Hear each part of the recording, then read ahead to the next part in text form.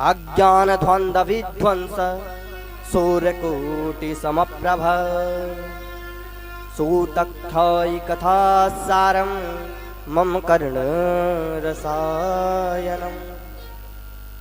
महाराज जो नैमिषारण्य तीर्थ है वहां पर श्री सूत जी महाराज विराजमान हैं, जो कि परम पवित्र हैं, परम ज्ञानी हैं। ऐसे श्री सूत जी महाराज से कथा श्रवण करने में कुशल शौनकादि ऋषि बैठे हुए हैं। 88,000 शौनकादि ऋषि प्रार्थना करते हैं कि हे सूत जी महाराज, आपकी कथा करोड़ों सूर्यों के समान है। जब एक सूर्य इतना तपन दे सकता है तो करोड़ों सूर्य कितना तपन देंगे। उसी प्रकार आपका जो ज्ञान है वह करोड़ों सूर्यों के समान है और हमारे हृदय को उज्जवल करने वाला है। जैसे एक अंधेरे कमरा होता है, उसमें एक दीपक जला दो रोशनी हो जाती है। उसी प्रकार हमारे हृदय में जो अंधकार बसा हुआ है, आप उसको अपने ज्ञान के प्रकाश से प्रकाशित कर दीजिए। ऐसी कथा श्रवण कराओ जिससे हमारा हृदय पुलकित हो जाए। प्रभु हमें ऐसी कथा श्रवण कराओ जो किसी भक्त ने कही हो।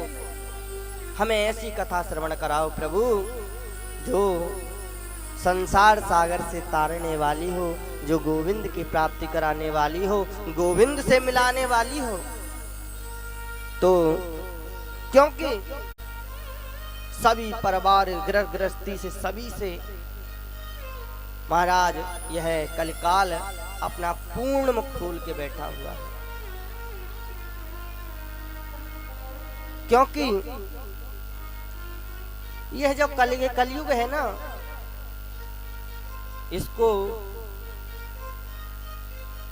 जो संसारिक लोग हैं वह बुरा बताते हैं और जो सिद्धि प्राप्त करने वाले हैं उसको यह परम पवित्र बताते हैं।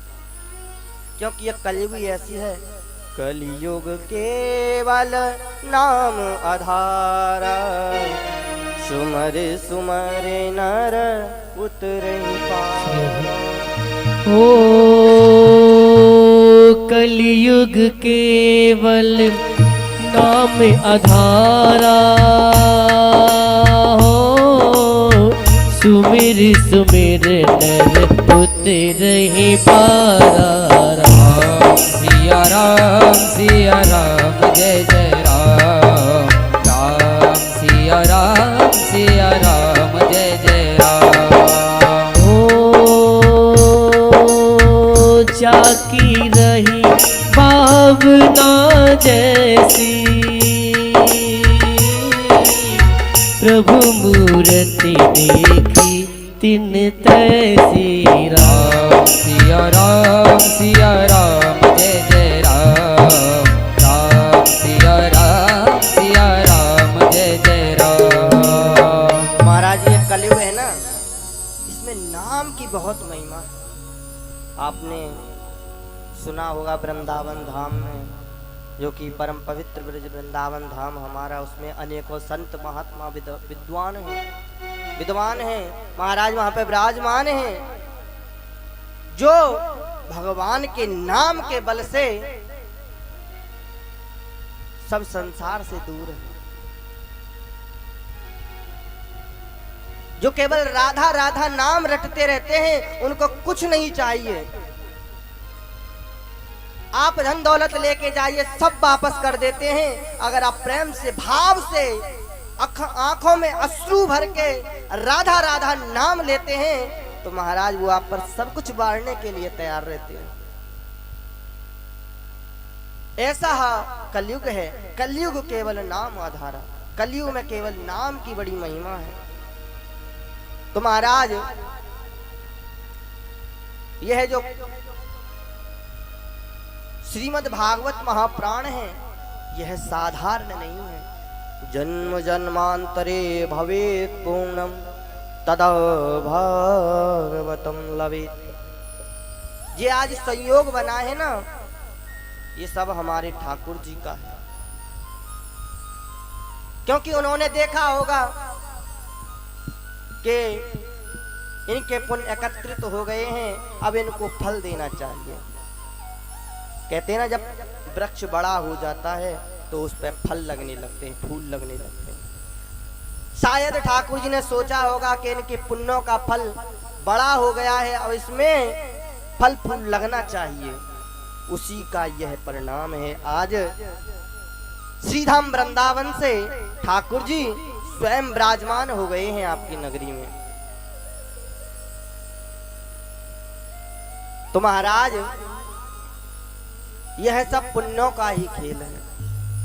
जन्म जन्मांतरों के जब हमारे पुण्य उदय होते हैं और धीरे धीरे धीरे करके वो एकत्रित होते हैं, तब कहीं जाके इसकी प्राप्ति होती है। हमको तो ये साधारण लग रही होगी, अरे साधारण है, कथा सुननी है, क्या करना है, पंडाल में जाके भीड़ ही तो बढ़ानी है। ऐसा नहीं है। पंडाल में भीड़ वही बढ़ाते हैं जिस पर ठाकुर जी की, राधा रानी की कृपा होती है। क्योंकि इसका एक शब्द भी अगर कोई मनन पूर्वक हृदय में धारण कर लेता है, उसको राधा रानी अपनी गोद में ले लेती है। ठाकुर जी अपनी गोद उसके लिए ऐसे खोल के रखते हैं जैसे एक माँ अपने बेटे के लिए पल्लू को खोल देती है। माँ की ममता जैसे अपने बेटे के लिए कहीं भी समाप्त नहीं होती है, उसी प्रकार हमारे ठाकुर जी की महिमा ममता कभी समाप्त होने वाली नहीं है। परंतु कब? जब पुत्र लायक बनता है। नालायक पुत्र को तो एक घड़ी माँ भी डांट देती है। तो महाराज, आज यह जो श्रीमद् भागवत महापुराण है, यह कोई साधारण ग्रंथ नहीं है, अनेकों पुण्यों से प्राप्त हुई है। क्योंकि जब श्री सुखदेव जी महाराज राजा परीक्षित को यह कथा श्रवण करा रहे थे, तो जिनकी हम पूजा करते हैं ना, देवता इंद्र सूर्य, ये सब इनकी जब हम पूजा करते हैं ना, यही देवता अमृत कलश लेके आए थे कि हे सुखदेव जी महाराज, केवल राजा परीक्षित को यही तो वह है कि ये 7 दिनों के बाद मर जाएगा, लो इसको अमृत पिला दो, ये नहीं मरेगा। इसके बदले में हमें श्रीमद् भागवत महापुराण दे दो, उसका रस स्वादन कराओ। महाराज, श्री सुखदेव जी महाराज ने जब इस प्रकार के देवताओं की व्यापारिक बुद्धि को देखा, कह रहे कितने बड़े व्यापारी हैं ये, बताओ।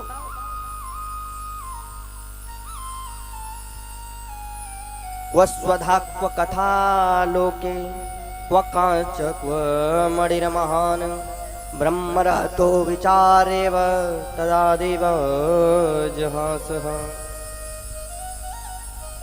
देखो ये देवता कितने बड़े व्यापारी हैं। एक कांच को लेके आए हैं, किसके बदले में? मणि मांग रहे हैं। कांच के बदले में मणि मांग रहे हैं। इनको कैसे मणि दे दें? देवताओं को अधिकारी ना समझ के सुखदेव जी ने कहा, देवताओं तुम जिस व्यापारिक बुद्धि को लेके आए हो ना, इस बुद्धि का यहाँ पे कोई काम नहीं है।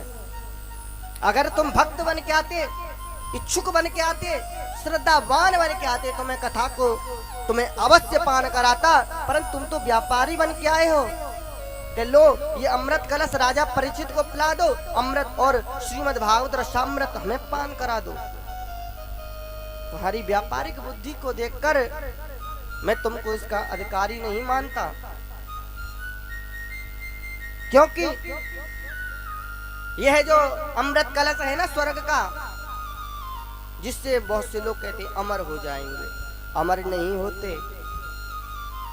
जिस समय उसकी अवधि खत्म हो जाएगी, पुण्य खत्म हो जाएंगे, पुनः संसार सागर में आना पड़ेगा। पूर्ण क्षीणे मृतलोकम विसंति। पूर्ण का क्षीण होने पर इस संसार सागर में पुनः फेंक दिया जाता है। जब तक कहते हैं, जैसे एक होटल में हमने कमरा लिया और उस कमरे का हमने किराया दे दिया 1 महीने का। 1 महीने हम मौज से रहे। जैसे ही हमारा महीना हुआ, जो होटल का मालिक था वो कहता है किराया दो, नहीं तो खाली कमरा खाली करो। अब किराया है नहीं तो कहां से देंगे? कमरा ही तो खाली करना पड़ेगा।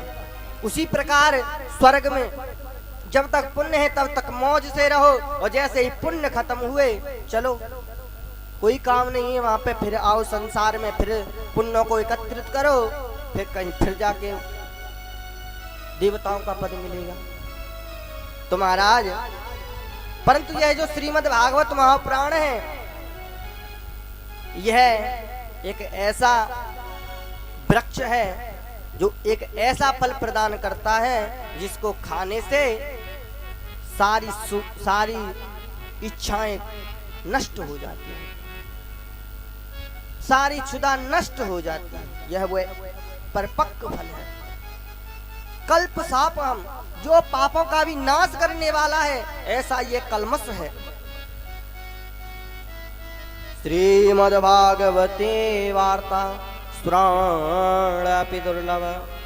महाराज, जो श्रीमद् भागवत महापुराण देवताओं के लिए दुर्लभ थी, आज वह श्री ठाकुर जी की कृपा से आपको सुलभ हो गई है, कितनी सरलता से प्राप्त हो गई है। फिर भी आप उसका महत्व नहीं समझ पाए, तो आपसे बड़ा मूर्ख कोई नहीं है। ये संसार सागर में हम जब आए हैं ना, तो हमें मौका दिया गया है। जैसे कोई व्यक्ति परीक्षा में पास हो जाता है तो उसे इनाम दी जाती है, उसी प्रकार हम जब ठाकुर जी की परीक्षा में पास हो गए थे ना, तब हमें 84 लाख योनियों से बढ़कर ये जो मनुष्य जीवन है ये मिला है। तो ये सुनहरा अवसर है। ठाकुर जी ने हमें अवसर प्राप्त प्रदान किया है कि अगर तुम इस जन्म में मुझे प्राप्त कर लेते हो तो कर लो, अन्यथा यह जन्म निकल गया तो फिर कुछ नहीं होने वाला, फिर तो यही टर टर की आवाज चलती रहेगी। मैनिरे भगवद रूपम शस्त्रम भगवतम कलौ पठन श्रवण साध्यो वैकुंठ फलदायक। जब महाराज 7 दिनों के बाद राजा परीक्षित को मुक्ति मिल गई, देवताओं को आश्चर्यचकित हुआ। देवता ब्रह्मा जी के पास गए, ब्रह्मा जी से कहा, ब्रह्मदेव, परीक्षित तो मुक्त हो गया, ऐसा क्या है इस ग्रंथ में जो परीक्षित को मुक्त कर दिया? ब्रह्मा जी ने महाराज सत्यलोक में तराजू गाड़ दिया और एक पड़ले में श्रीमद् भागवत महापुराण को रख दिया और एक पड़ले में सारे ग्रंथों को रख दिया।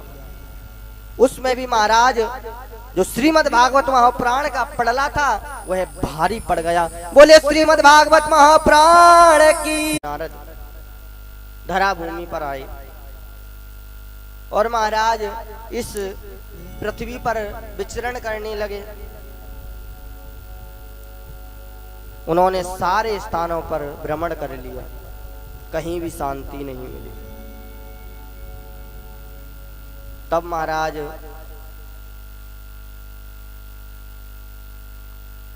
विशालापुरी भद्र का आश्रम में श्री शौन का जो सनकादि ऋषि हैं, 4 ऋषि सनकादि ऋषि, वो सत्संग के लिए आए हुए थे। उन्होंने देवर्षि नारद को देखा तो देवर्षि नारद से कहा, कथम ब्रह्मण दीन मुख कुतश्चिंता तुरो भवान वरितम गम्मते कुत्र कुतश्च गमनम तव।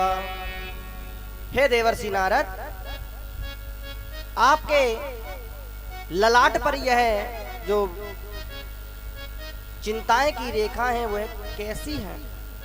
आपके मस्तिष्क पर यह चिंताओं की रेखा है वह क्यों है? क्योंकि आप तो किसी से ज्यादा मतलब नहीं रखते, और जब मतलब रखते हो तो वहां पे फिर बढ़ाई देते हो ढंग से। तो आप इस प्रकार चिंतातुर होकर कहां जा रहे हो?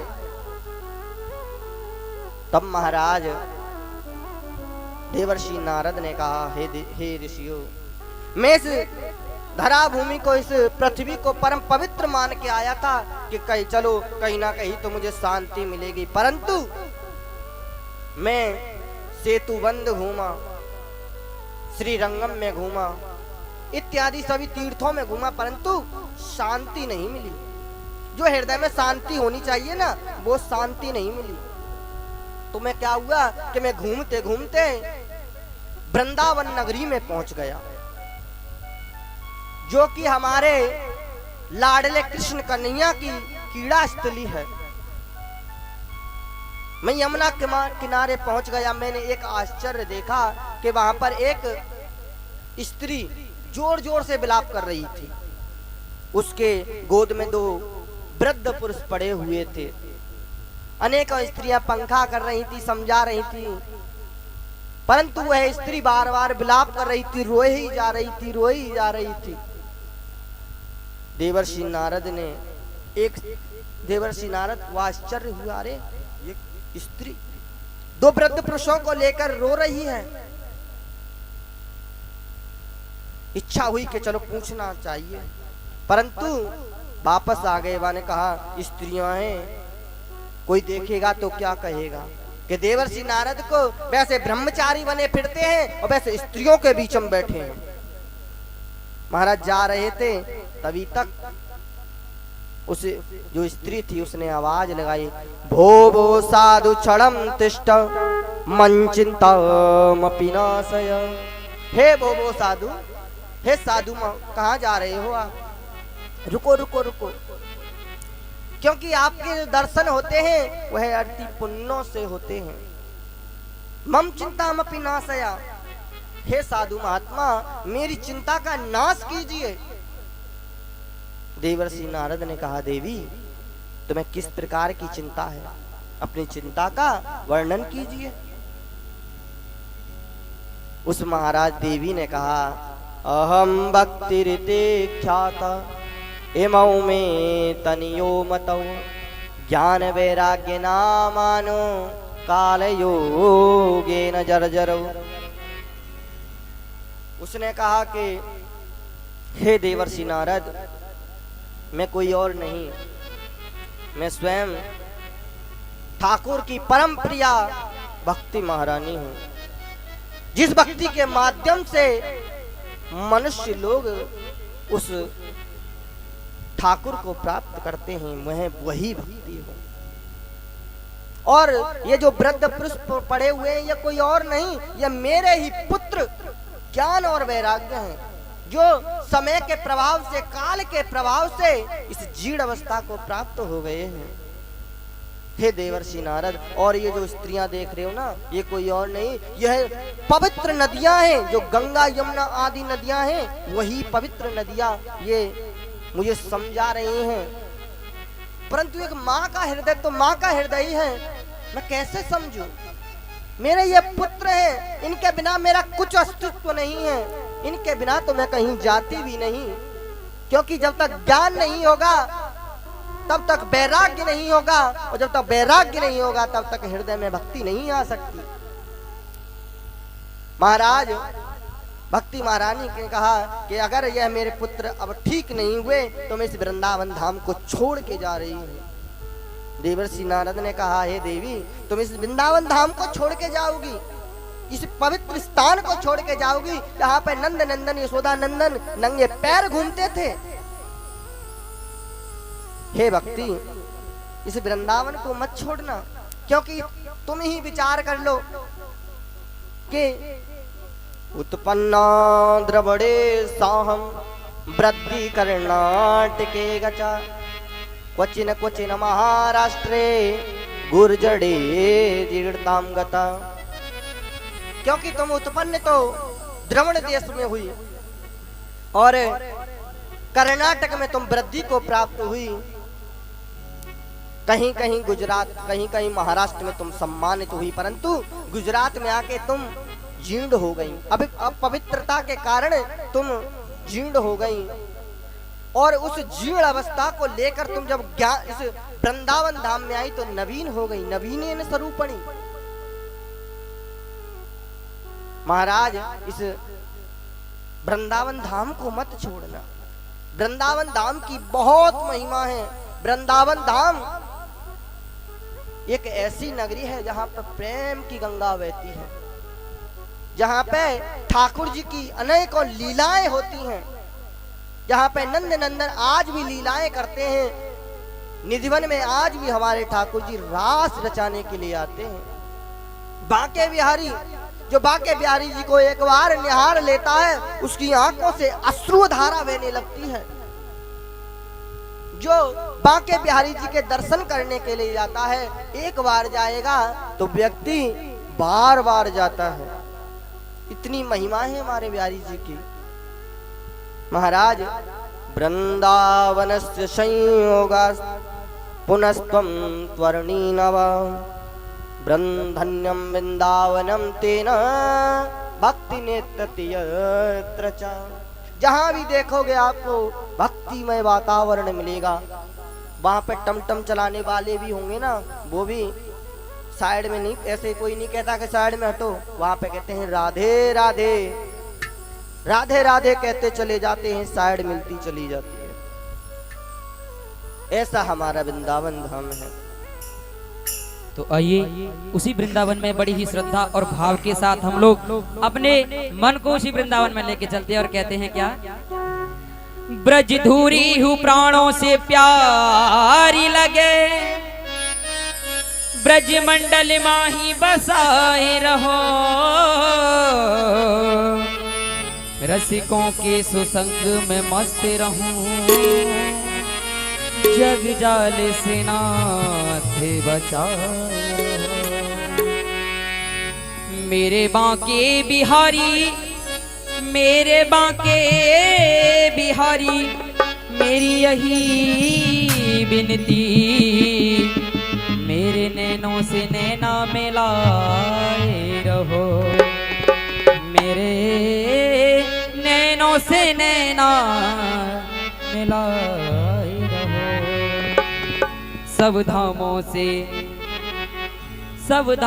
से धाम निराला श्री वृंदावन धाम।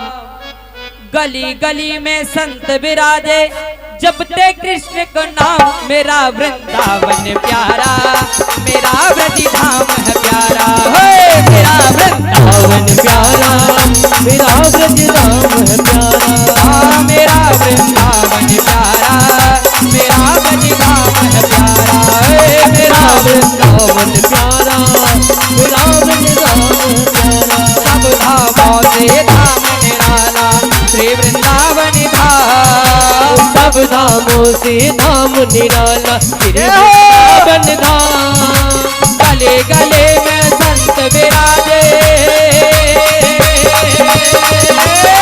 गले गले में संत विराजे, जपते कृष्ण को नाम। मेरा वृंदावन प्यारा, मेरा ब्रज धाम है प्यारा, ओ मेरा वृंदावन प्यारा, मेरा ब्रज धाम है प्यारा।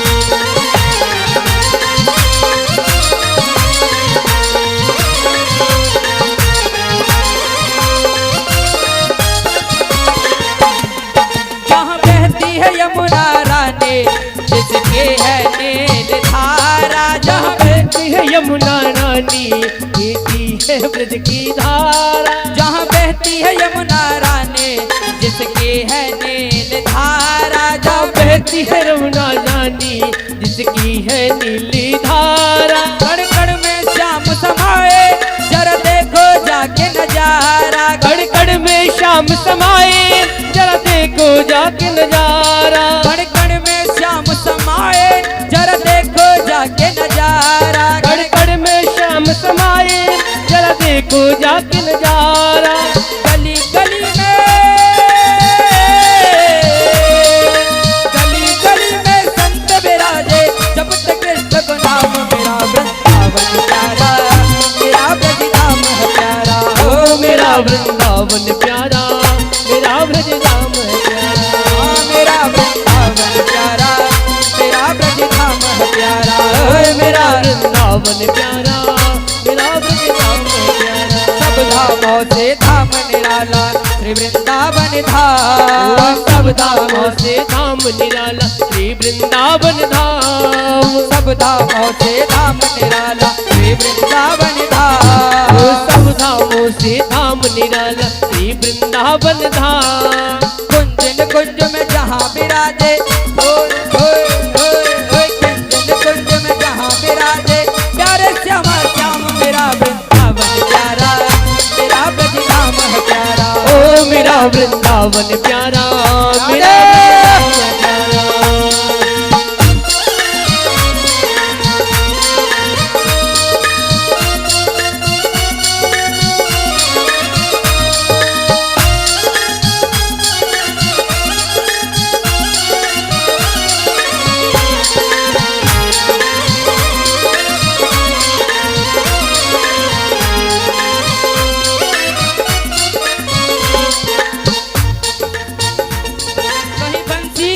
साजे कहीं छम छम बाजे पायल। कहीं बंसी की धुन साजे कहीं छम छम बाजे पायल। कहीं बंसी की धुन साजे कहीं छम छम बाजे पायल। कहीं बंसी की धुन बाजे और छम छम बाजे पायल। कहीं बंसी की धुन साजे कहीं छम छम बाजे पायल। कहीं बंसी की धुन बाजे और छम छम बाजे पायल। प्याला इस रस का पीकर हो जा रे तू भी पागल। प्याला इस रस का पीकर हो जा रे तू मतवाला। प्याला इस रस का पीकर हो जा रे तू भी पागल। प्याला रस का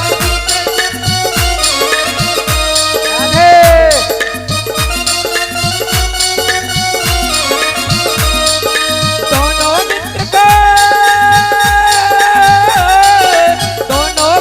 का हो गया मुझ में बारंबार प्रणाम। मेरा वृंदावन प्यारा मेरा वृंदावन है प्यारा। ओ मेरा वृंदावन प्यारा मेरा ब्रज धाम है प्यारा।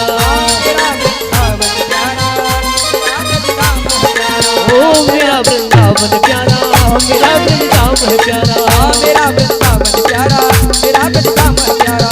मेरा वृंदावन प्यारा मेरा ब्रज धाम है प्यारा। मेरा वृंदावन प्यारा मेरा वृंदावन है प्यारा। मेरा वृंदावन प्यारा मेरा ब्रज धाम है प्यारा।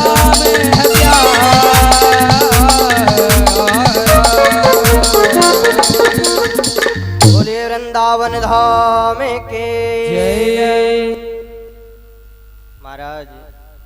ऐसा हमारा परम ब्रज वृंदावन धाम है, यहाँ पर सवेरे ही भोर होते ही जैसे ही परिक्रमा मार्ग में जाएंगे आपको बड़े बड़े संत परिक्रमा लगाते हुए मिलेंगे। यमुना जी के किनारे जाओगे महाराज, कल कल यमुना जी बह रही हैं, उनका दिव्य दर्शन करोगे, हृदय में बड़ी ही शांति मिलती है। ऐसा हमारा वृंदावन धाम है। तो देवर्षि नारद कहते हैं कि हे देवी, ऐसे तुम परम पवित्र वृंदावन धाम को छोड़कर कहाँ जाओगी? तो महाराज क्योंकि यह कलयुग, तो क्योंकि अधर्म के मित्र कलयुग ने सारे सृष्टि को, सारी पृथ्वी को अपने बस में कर रखा है। महाराज इस कलयुग के आगे समस्त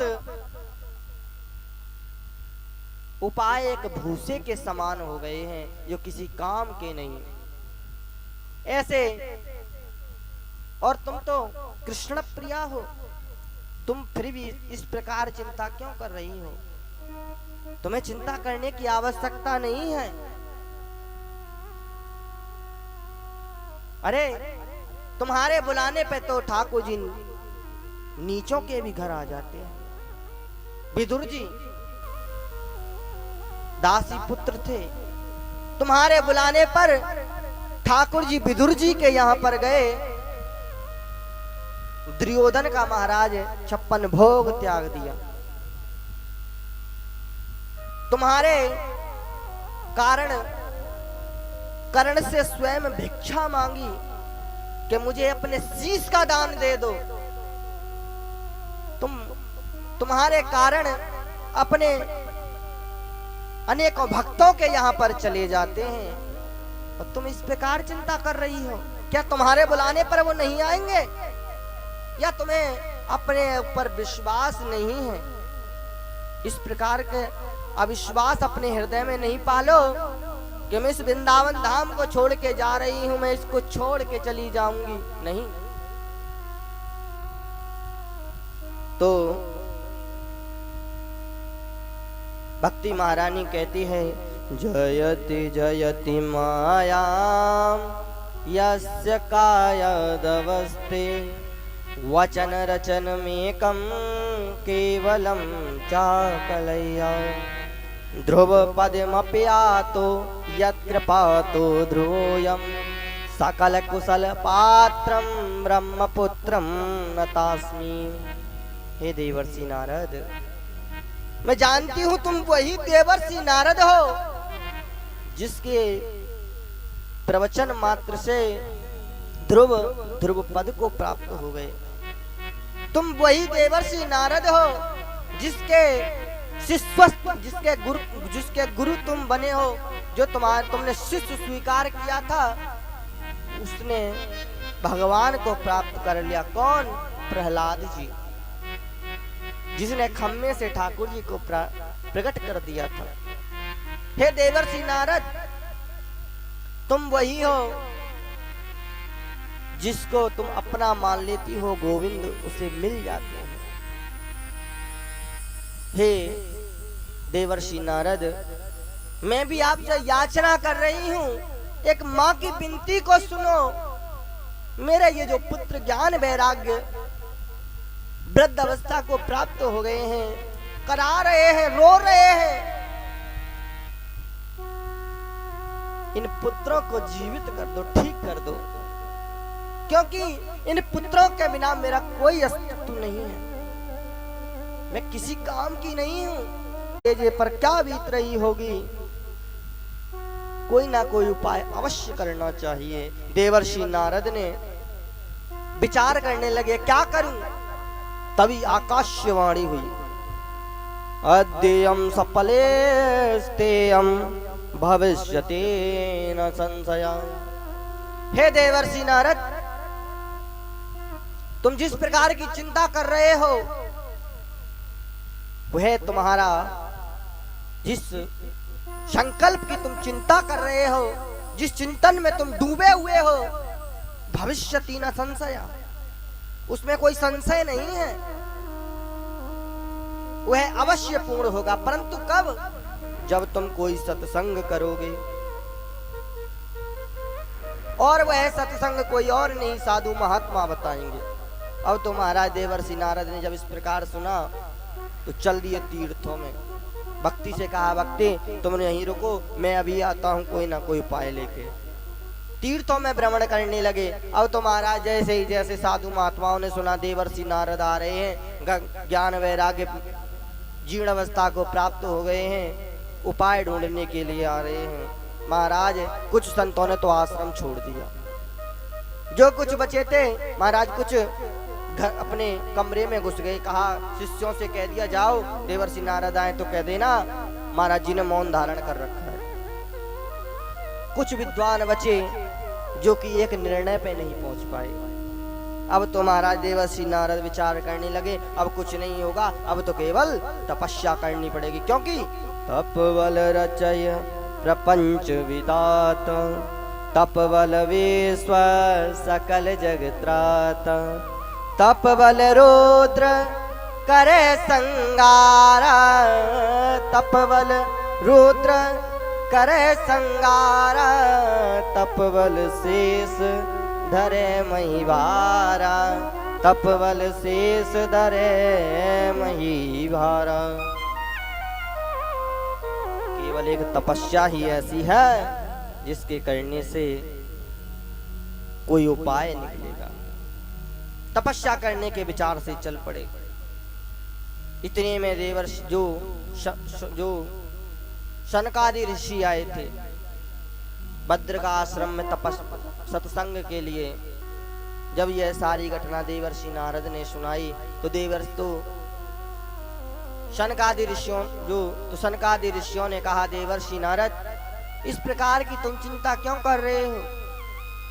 तुम्हें चिंता करने की कोई आवश्यकता नहीं है, क्योंकि जिस उपाय को ढूंढने के लिए जा रहे हो, जिस सत्कर्म के लिए तुम जा रहे हो, वह सत्कर्म पहले से ही विद्यमान है।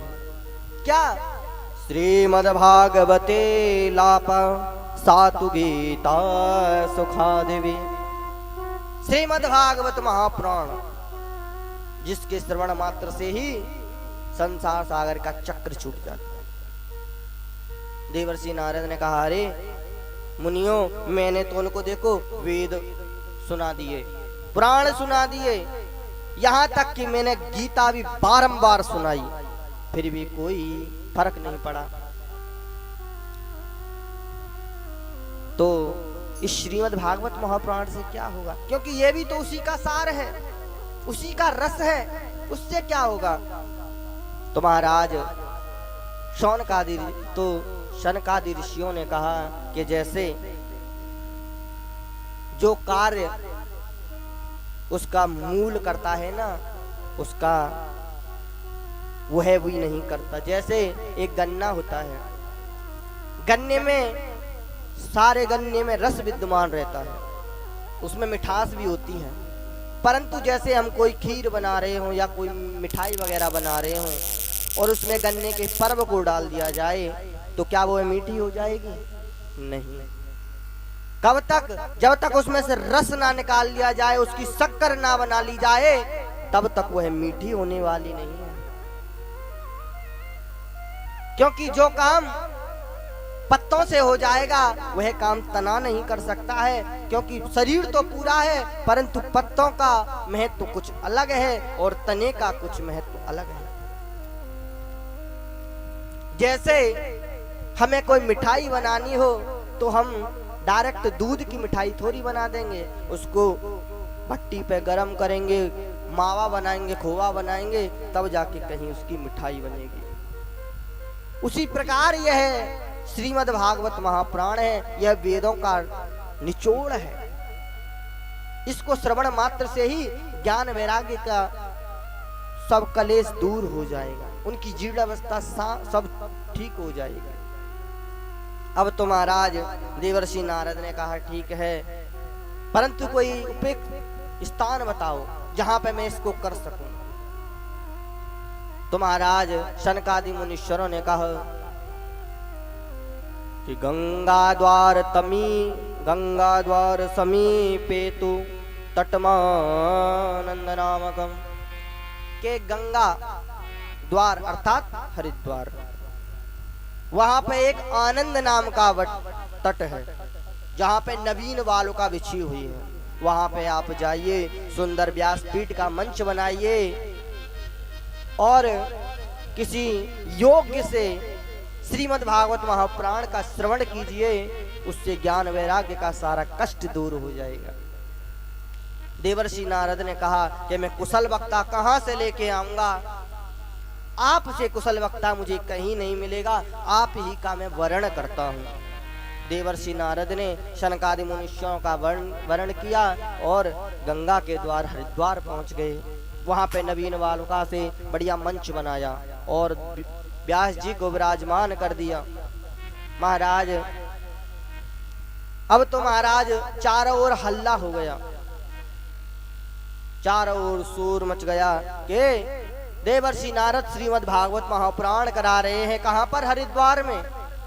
अब तो महाराज जैसे जैसे ही सबने सुना, सभी दौड़े चले आए, सभी बड़े ऋषि मुनि सभी अपनी शिष्य मंडली के साथ चले आ रहे हैं। तत्रैव गंगा यमुना त्रिवेणी गोदावरी सिंधु सरस्वती च वसंति सर्वाणि तीर्थानि तत्र यत्राच्युतोदार कथा प्रसंग। महाराज जैसे जैसे जिसने सुना वह अपने परिवार के सहित चल पड़ा, क्योंकि ये धार्मिक अनुष्ठान होते ही ऐसे हैं जिसमें परिवार के सहित जाया जाता है। जितना हो सके अपने परिवार को साथ में लेके चलिए, क्योंकि स्वयं तो मुक्त होना ही है। क्योंकि जितना फूल स्वयं मुक्त होने से नहीं मिलता, जितना दूसरे को मुक्त कराने से मिलता है। कहते हैं ना, जितना पानी पीने से फल नहीं मिलता, जितना दूसरे की प्यास बुझाने से मिलता है। तो महाराज जैसे जैसे सुना सब अपने परिवार शिष्य मंडली के साथ में चले आ रहे हैं। गंगा यमुना आदि सभी अपना शरीर धारण करके आ रही हैं और अपना अपना स्थान पहले ही घेर लिया, बैठ गए।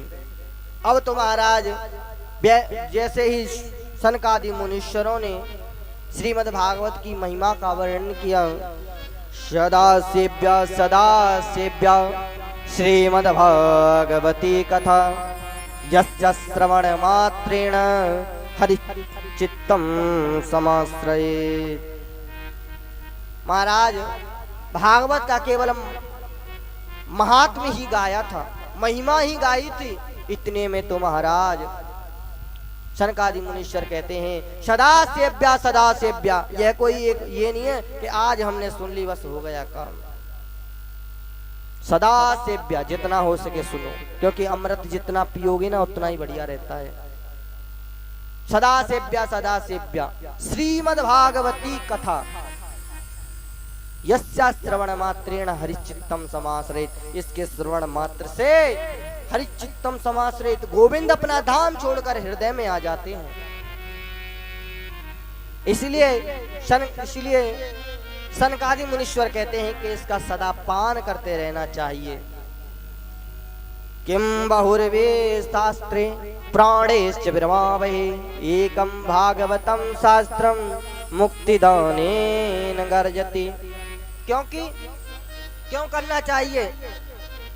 क्योंकि जब अन्य शास्त्रों को हमें भ्रमित हो रहे हैं तो एकम भागवतम शास्त्रम, केवल एक भागवत ही ऐसा शास्त्र है जो मुक्तिदानेन गर्जति, गर्जना कर रही है आओ मैं मुक्त करूंगी।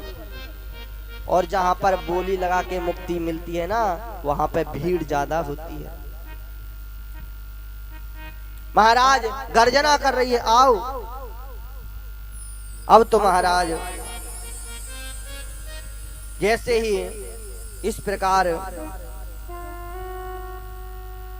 देव सनकादि मुनीश्वरों ने भक्ति ज्ञान जैसे ही महात्मा का वर्णन किया, क्योंकि इस शरीर को प्राप्त करके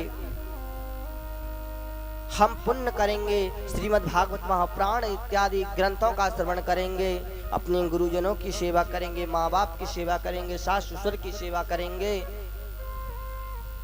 तब कहीं जाके इसका पूर्ण फल मिलता है। आजन्म मात्रमपि येन सठेन किंचित चित्तम विदाय सुख शास्त्र कथन पीता चांडालवाच खरवदतेन नीतम मिथ्यम स्वजन्म जननी दुःखभाज। कहते हैं कि इस श्रीमद् भागवत के श्रवण से कैसे कैसे लोग मुक्त हो जाते हैं। तो कहते हैं कि जिन्होंने अपने जीवन पर्यंत कभी पुण्य नहीं किया, ऐसे भी अगर मनन पूर्वक श्रीमद् भागवत महापुराण को श्रवण कर लेता है ना, वह मुक्त हो जाता है। चांडाल जो हमेशा बुरा करने की सोचता रहता है, वह भी अगर श्रद्धा पूर्वक इसको श्रवण करता है, वह भी मुक्त हो जाता है।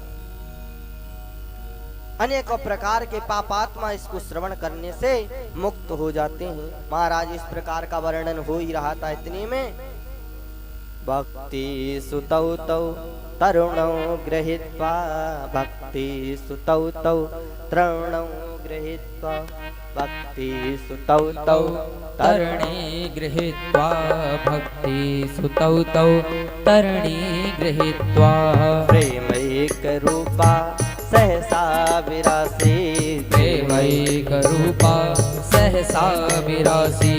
श्री कृष्ण गोविंद हरे मुरारे, श्री कृष्ण गोविंद हरे मुरारे, श्री कृष्ण गोविंद हरे मुरारे, श्री कृष्ण गोविंद हरे मुरारे।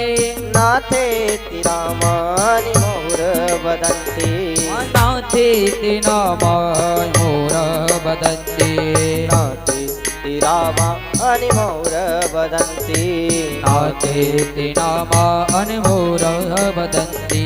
अब तो महाराज भक्ति महारानी अपने पुत्रों को लेके बीच में मध्य में प्रकट हो गई, नाचने लगी, जोर जोर से कीर्तन होने लगा। सभी जो श्रोतागण थे आश्चर्यचकित रह गई, यह कौन स्त्री आई और एकदम नाचने लग गई। क्योंकि कोई स्त्री आएगी व्यासपीठ में मतलब शीश वीस झुकाएगी, अपने राधे कृष्णा करेगी, पास में बैठेगी, तभी तो कहीं जाके फिर आनंद मिलेगा उसको। और ये तो आई डायरेक्ट नाचना चालू। महाराज इस प्रकार का जब आश्चर्य हुआ, शनकादि मुनीश्वरों ने कहा, हे श्रोताओं, तुम्हें चिंता करने की कोई आवश्यकता नहीं है, ये कोई और नहीं है, भक्ति महारानी है जो अपने पुत्र ज्ञान वैराग्य को लेके आई है। अब तो महाराज वहां पे कीर्तन होने लगा, सभी नाचने लगे। श्री कृष्ण गोविंद हरे मुरारे, हे नाथ नारायण वासुदेवा। श्री कृष्ण गोविंद हरे मुरारे, हे नाथ नारायण वासुदेवा। श्री कृष्ण गोविंद हरे मुरारे, हे नाथ नारायण वासुदेवा। श्री कृष्ण गोविंद हरे मुरारे, हे नाथ नारायण वासुदेवा।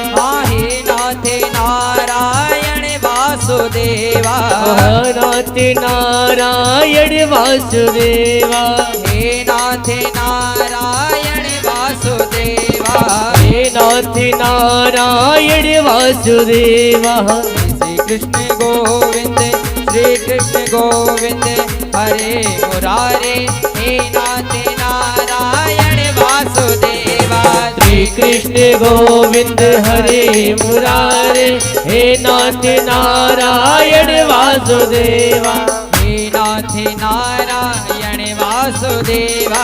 हे नाथ नारायण वासुदेवा। हे नाथ नारायण वासुदेवा।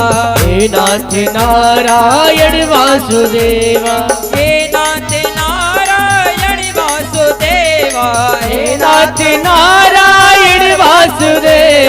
हे नाथ नारायण वासुदेवा। हे नाथ नारायण वासुदेवा। हे नाथ नारायण वासुदेवा। हे नाथ नारायण वासुदेवा। हे नाथ नारायण वासुदेवा। हे नाथ नारायण वासुदेवा। श्री कृष्ण गोविंद हरे मुरारे, हे नाथ नारायण वासुदेवा। श्री कृष्ण गोविंद हरे मुरारे, हे नाथ नारायण वासुदेवा। श्री कृष्ण गोविंद हरे मुरारे, हे नाथ नारायण वासुदेवा। हे नाथ नारायण वासुदेवा।